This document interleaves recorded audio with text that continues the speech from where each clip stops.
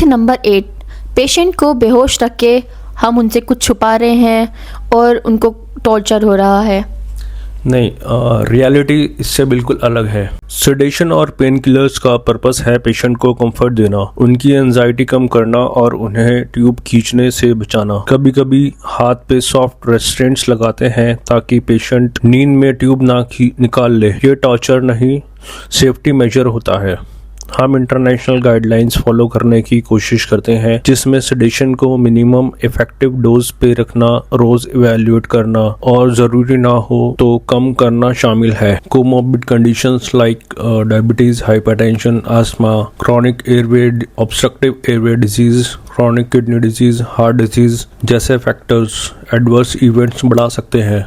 Drug administration का root और drugs की फ्रीक्वेंसी डिजीज आउटकम को डिफाइन करते हैं। ड्रग्स के केमिकल प्रॉपर्टीज जैसे कि हाफ लाइफ और पोटेंसी भी इम्पोर्टेंट रोल प्ले करते हैं। दूसरी मेडिसिन से इंटरेक्शंस, डाइट और एनवायरमेंटल फैक्टर्स जैसे सर्केडियन रिदम ड्रग रिस्पॉन्स को मॉड्यूलेट करते हैं। क्रिटिकल केयर में हाई अलर्ट ड्रग्स और इमरजेंट एडमिशन रिस्क बढ़ाते हैं। हमारा काम है रियलिस्टिक प्रोग्नोसिस बताना, आपको ऑप्शन समझाना, full support, limited support, comfort, focused care और आपको डिसीजन मेकिंग में पार्टनर बनाना। आपका हक है सवाल पूछना, जैसे कि डॉक्टर इस ट्रीटमेंट से रियलिस्टिकली कितना बेनिफिट एक्सपेक्ट कर सकते हैं। अगर हम इतना अग्रेसिव ना करें तो क्या अल्टरनेटिव है। फाइनेंशियली हमें क्या प्रिपेयर रहना चाहिए।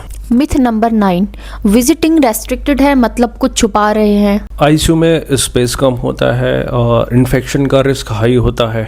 एक ही रूम में कई सीरियस पेशेंट्स होते हैं जिनकी प्राइवेसी ज़रूरी है, इसलिए कंट्रोल्ड विजिटिंग होती है। लेकिन इसका मतलब ये नहीं कि आपको इन्फॉर्मेशन नहीं मिलेगी।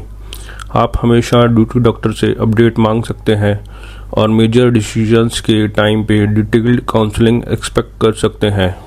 मिथ नंबर 10, अगर हम सवाल पूछें या डॉक्टर से सेकंड ओपिनियन लें तो डॉक्टर नाराज हो जाते हैं। नहीं, आपका राइट है डाउट क्लियर करना और प्रोग्नोसिस को समझना और ज़रूरत पड़े तो सेकंड ओपिनियन लेना। रिसर्च ये दिखाता है कि जहां शेयर डिसीजन मेकिंग होता है वहां फैमिली सेटिस्फेक्शन ज़्यादा होता है और कॉन्फ्लिक्ट्स कम होते हैं। इसलिए प्लीज़ अपने क्वेश्चंस लिख के लाएं, शांत मैनर में पूछें और जो भी कंफ्यूजन हो वहीं पे क्लियर करने की कोशिश करें।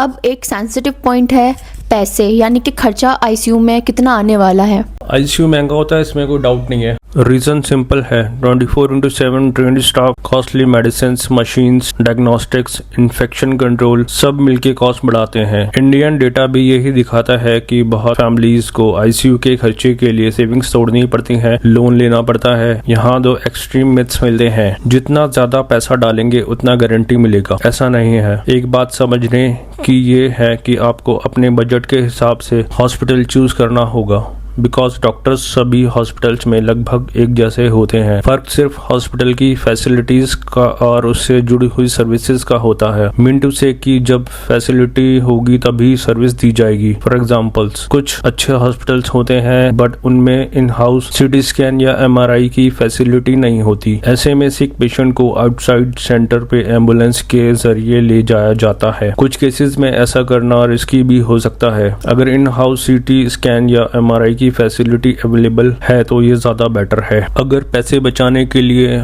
हम कुछ ट्रीटमेंट मना कर दें तो ये हम गलत कर रहे हैं। Actually medicine are not like a computer की आपने एक बार कमांड दे दी तो काम हो जाएगा। मेडिसिन काम करेगी या नहीं करेगी इसकी कोई 100% गारंटी नहीं होती। फॉर एग्जांपल, हमारे पास 2 पेशेंट्स हैं सेम डिजीज के और हमने दोनों पेशेंट्स में सेम मेडिसिन प्रिस्क्राइब करी है, बट ये जरूरी नहीं है कि दोनों का आउटपुट सेम आएगा। मेडिसिन एडमिनिस्ट्रेशन के बाद पेशेंट में आउटकम को pharmacokinetics like absorption, distribution, metabolism, excretion और फार्माकोडायनामिक्स यानी कि ड्रग रिसेप्टर इंटरेक्शन डिफाइन करते हैं। लेकिन ये कई पेशेंट स्पेसिफिक और एक्सटर्नल फैक्टर्स से प्रभावित होते हैं। कुछ पेशेंट रिलेटेड फैक्टर्स जैसे कि एज, बॉडी वेट, जेंडर और जेनेटिक वेरिएशंस जैसे साइटोक्रोम एंजाइम्स के पॉलीमॉर्फिज्म्स ड्रग मेटाबॉलिज्म और रिस्पॉन्स को बदल देते हैं। किडनी या लीवर की समस्याएं ड्रग क्लियरेंस को कम कर आउटकम को इम्पैक्ट करती हैं।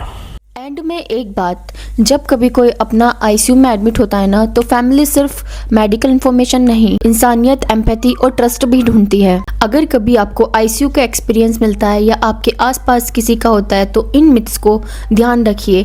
मशीन डरावनी हो सकती है, लेकिन इनका पर्पस जिंदगी बचाना है, ना कि आपको डराना है। अगर आपको ये वीडियो हेल्पफुल लगा हो तो आप इसे शेयर कीजिए, मोस्टली उन लोगों के साथ जिनके घर में एल्डरली लोग हैं, जो कि क्रॉनिक इलनेस पेशेंट हैं, उन लोगों के साथ शेयर कीजिए।